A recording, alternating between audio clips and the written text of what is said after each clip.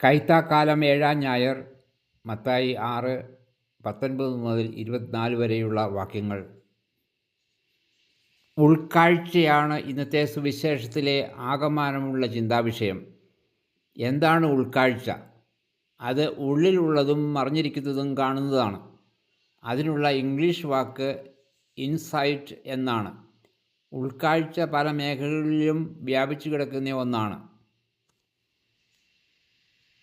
നിധിയുടെ നിക്ഷേപം. മനുഷ്യജീവിതത്തിൽ അവൻ അധ്വാനിക്കുന്നത് മുഴുവൻ ജീവിക്കുന്നതോടൊപ്പം സമ്പാദിച്ചു വയ്ക്കുവാനും to live and to possess ആണ്. സമ്പാദിച്ചു വയ്ക്കുന്നത് ഭാവിക്ക് വേണ്ടിയുള്ള കരുതലാണ്, പ്രൊവിഷൻ ഫോർ ദ ഫ്യൂച്ചർ. എന്നാൽ അതിനുമപ്പുറം ഒരുവൻ സമ്പാദിക്കുന്നത് തൻ്റെ കാലശേഷവും നിലനിൽക്കണമെന്ന് ആഗ്രഹിക്കുമ്പോൾ അതിനൊരു നിത്യത, പെർമനൻസി കൊടുക്കുവാനാണ് അവൻ ആഗ്രഹിക്കുന്നത്.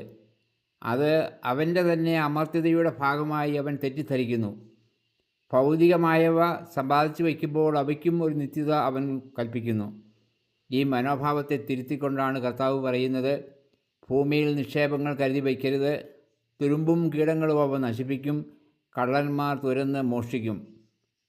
ഇതാണ് കർത്താവ് നൽകുന്ന ആദ്യത്തെ ഉൾക്കാഴ്ച, ഭൗതിക വസ്തുക്കളുടെ നൈമിഷികതയെക്കുറിച്ചുള്ള ഉൾക്കാഴ്ച. സ്വർഗദർശനം. കർത്താവ് തുടർന്ന് രണ്ടാമത്തെ ഉൾക്കാഴ്ചയിലേക്ക് വരികയാണ്. സ്വർഗത്തിൽ നിങ്ങൾക്കായി നിക്ഷേപങ്ങൾ കരുതി വയ്ക്കുക. സ്വർഗദർശനം ഒരു ഉൾക്കാഴ്ചയാണ്. അത് ശാരീരിക നേത്രങ്ങൾക്ക് ദൃശ്യമല്ല. ആന്തരികതയിലാണ് ഒരുവന് സ്വർഗത്തെ അറിയുവാനും അനുഭവിക്കുവാനും സാധിക്കുന്നത്. കടന്നു പോകുന്നവയ്ക്ക് വിപരീതമായിട്ടാണ് ഒരുവൻ അതിനെ കാണേണ്ടത്. അത് മരണാനന്തര ജീവിതമാണ്. നിത്യമായി നിലനിൽക്കുന്ന ജീവിതമാണത്. ആ ജീവിതത്തിന് വേണ്ടി ഈ ലോകത്തിലായിരിക്കുമ്പോൾ തന്നെ ചിലതെല്ലാം സമ്പാദിച്ചു വയ്ക്കാം. എന്നാൽ അവ കടന്നു പോകാത്തവയായിരിക്കണം. തുരുമ്പും കീടങ്ങളും നശിപ്പിക്കാത്തതും കള്ളൻ മോഷ്ടിക്കാത്തതുമായ സമ്പാദ്യത്തിന് നിത്യത ഉണ്ടായിരിക്കും. ഇതും ഒരു ദർശന വിഷയമാണ്. അതിന് പിന്നിൽ ഒരു ഉൾക്കാഴ്ചയുണ്ട്. എന്തെല്ലാമാണ് അങ്ങനെ സമ്പാദിച്ചു വയ്ക്കാവുന്നവ എന്ന അറിവും ഒരു ഉൾക്കാഴ്ചയാണ്. നിധിയും ഹൃദയമെന്ന ഭണ്ഡാകാരവും. ഈ ലോകത്ത് വച്ച് തന്നെ നിക്ഷേപങ്ങൾ സൂക്ഷിച്ചു വയ്ക്കാവുന്ന ഒരിടമുണ്ട്. ഭൗതിക വസ്തുക്കൾ സൂക്ഷിച്ചു വയ്ക്കുവാൻ അറയും അലമാരയും ഭണ്ഡാകാരവും ബാങ്കും ഒക്കെയുണ്ട്. എന്നാൽ യഥാർത്ഥത്തിൽ വിലപ്പെട്ടതെല്ലാം നമ്മൾ ഓർമ്മയും കാഴ്ചയും നഷ്ടപ്പെടാതെ കാത്തു സൂക്ഷിക്കുന്ന മറ്റൊരിടം കൂടിയുണ്ട്. അത് ഹൃദയമാണ്. നിൻ്റെ നിക്ഷേപം എവിടെയോ അവിടെയായിരിക്കും നിൻ്റെ ഹൃദയവും എന്ന കർത്താവിൻ്റെ വാക്കുകൾക്ക് പിന്നിൽ ഈ അർത്ഥം കൂടിയുണ്ട്. നമ്മൾ തന്നെ ഇതുവരെ കാണാത്ത ഇടമാണ് നമ്മുടെ ഹൃദയം. അത് നമ്മുടെ ഉള്ളിലാണെന്നാണ് നമ്മുടെ അവബോധം. എന്നാൽ ഉള്ളിൽ എവിടെയാണ് നമ്മുടെ ഹൃദയം? നമ്മുടെ ശരീരത്തിനുള്ളിൽ അതിൻ്റെ ഭാഗമായിരിക്കുന്ന ഒരിടത്താണ് നമ്മുടെ ഹൃദയമെന്ന് നമ്മൾ കരുതുന്നു.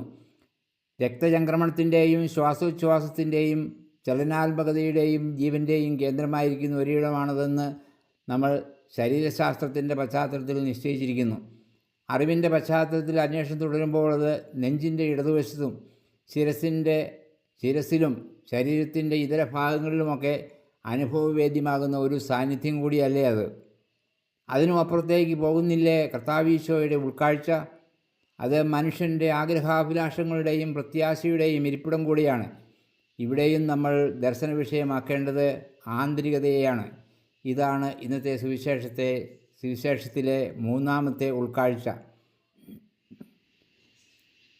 ഹൃദയത്തിൻ്റെ കണ്ണ്.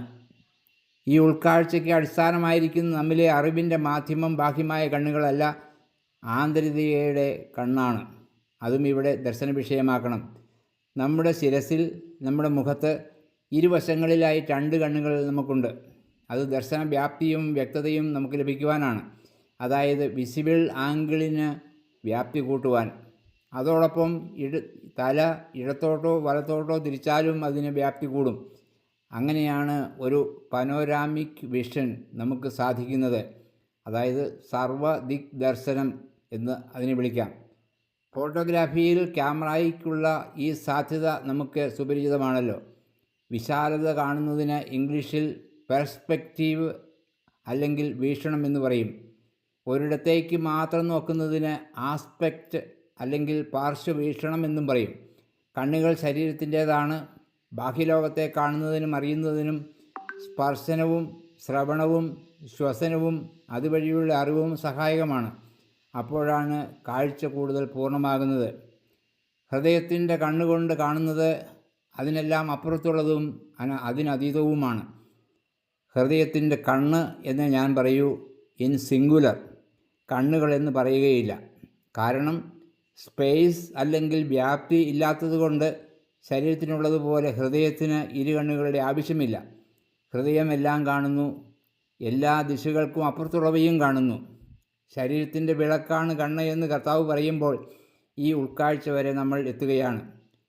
കണ്ണ് കുറ്റമറ്റതെങ്കിൽ ശരീരം മുഴുവൻ പ്രകാശിക്കുമെന്ന് കൂടി കർത്താവ് കൂട്ടിച്ചേർക്കുന്നുണ്ട്. ഹൃദയത്തിൻ്റെ ദർശനത്തിൻ്റെയും വിശുദ്ധിയെയാണ് കർത്താവ് ഇവിടെ വീക്ഷിക്കുന്നത്. അറിവ് എന്നത് പ്രകാശിതമാകുക എന്നാണ്.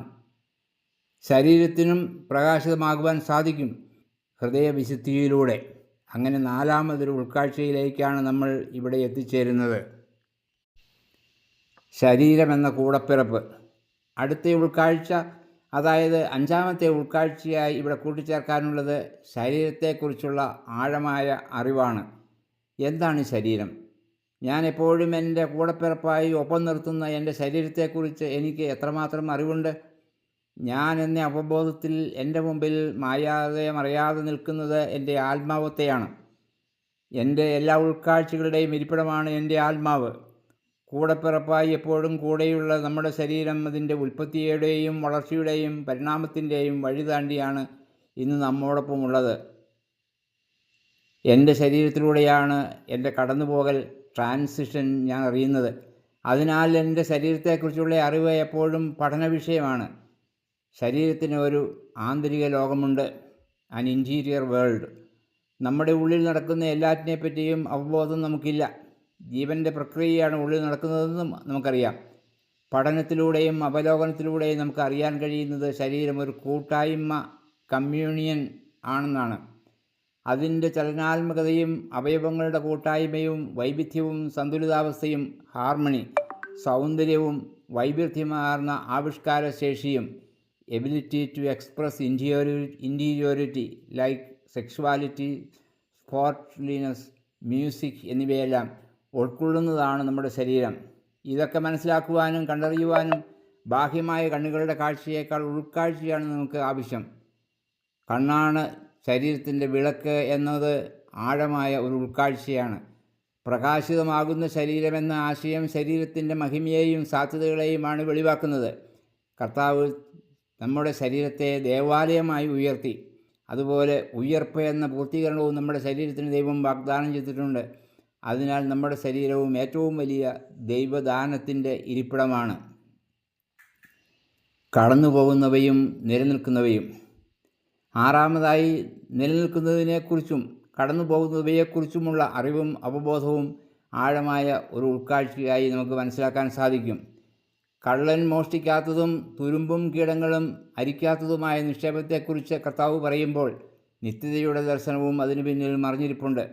ഭൗതിക സമ്പാദ്യം എന്നതിൻ്റെ അർത്ഥവും ഒരു ഉൾക്കാഴ്ചയ്ക്ക് വിഷയമാകേണ്ടതാണ്. സുവിശേഷത്തിന് അതിനെല്ലാം ഒരു പൊതുവായ പേരുണ്ട്, മാമോൻ. കർത്താവ് അതിനൊരു വ്യക്തിത്വം കൊടുക്കുകയാണ്. ഒരുവൻ അവന് കീഴ്പ്പെടുമ്പോൾ അവൻ അടിമയാകുന്നു. മാമോൻ യജമാനനും. എതിർവശത്തുള്ളത് ദൈവമാണ്. ഈ അർത്ഥത്തിൽ കർത്താവിൻ്റെ വാക്കുകൾ മനസ്സിലാക്കുവാൻ നമുക്ക് എളുപ്പമാണ്. രണ്ട് യജമാന്മാരെ സേവിക്കുവാൻ ആർക്കും സാധിക്കുകയില്ല. ദൈവത്തെയും മാമോനെയും സേവിക്കുവാൻ നിങ്ങൾക്ക് കഴിയുകയില്ല എന്ന് കർത്താവ് പറയുന്നു. എന്നാൽ ദൈവത്തെ സേവിക്കുന്നത് അടിമത്തമല്ല. ലത്തീൻ ഭാഷയിൽ ഒരു ചൊല്ലുണ്ട്, സെർവീരെ ദേയോ റേഞ്ഞാരെ എസ്ത്. ദൈവത്തെ സേവിക്കുന്നത് അവിടുത്തോടൊപ്പം ഭരിക്കുന്നതിന് തുല്യമാണ് എന്നർത്ഥം. ഈ ലോക വസ്തുക്കളുടെ അടിമകളാകാത്തവർ ദൈവത്തിൻ്റെ മക്കളും ദൈവരാജ്യത്തിന് അവകാശികളുമാണ്. ദൈവരാജ്യ ദർശനം. അങ്ങനെ കർത്താവിൻ്റെ പഠനം എപ്പോഴും എത്തി നിൽക്കുന്നത് ദൈവരാജ്യ ദർശനത്തിലാണ് എന്ന ഉപസംഹാര ചിന്തയിലേക്ക് നമ്മൾ എത്തുകയാണ്. അത് ഏറ്റവും ഉന്നതവും ആത്യന്തികവുമായ ഉൾക്കാഴ്ചയാണ്. എത്ര മനോഹരമായ ഒരു സുവിശേഷ ഭാഗമാണ് കർത്താവ് ഇന്ന് നമുക്ക് ചിന്താവിഷയമായി നൽകുന്നത്. ഒരുപാട് ഉൾക്കാഴ്ചകളിലേക്കാണ് അവിടുന്ന് നമ്മെ നയിച്ചത്. എല്ലാ ഉൾക്കാഴ്ചകൾക്കും ഒരു പുതുമയും തനിമയുമില്ലേ? ഇവ ശ്രോതാക്കളായി നിങ്ങൾ സ്വന്തമാക്കി വിലയിരുത്തുക. ഏവർക്കും ഞായറാഴ്ചയുടെ ശാന്തതയും ആന്തരിക ദർശനത്തിനുള്ള അവബോധവും അവധാനതയും സ്നേഹപൂർവ്വം ആശംസിക്കുന്നു.